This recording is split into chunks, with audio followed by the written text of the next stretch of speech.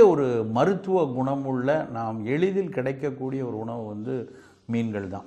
மீன்களில் இன்றைக்கு தான் நிறைய ஆய்வுகளில் ஒவ்வொரு மீனை பற்றி கருத்துக்கள் நிறைய வந்துகிட்டு இருக்கு.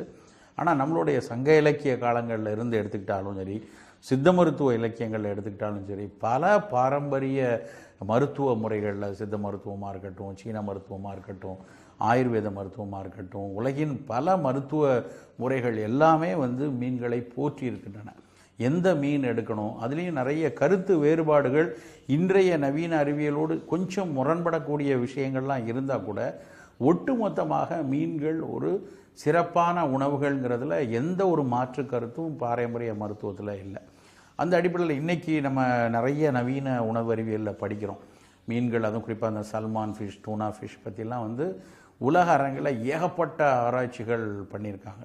இப்போ நம்ம எல்லாருக்குமே குழந்தைகளை ரொம்ப புத்திசாலி குழந்தைகளாக இருக்கணும், நோய் எதிர்ப்பாற்றல் இல்லை நிறைய இருந்து காய்ச்சல் சளியெல்லாம் அடிக்கடி வராத குழந்தைகளாக இருக்கணுங்கிறது தான் நிறைய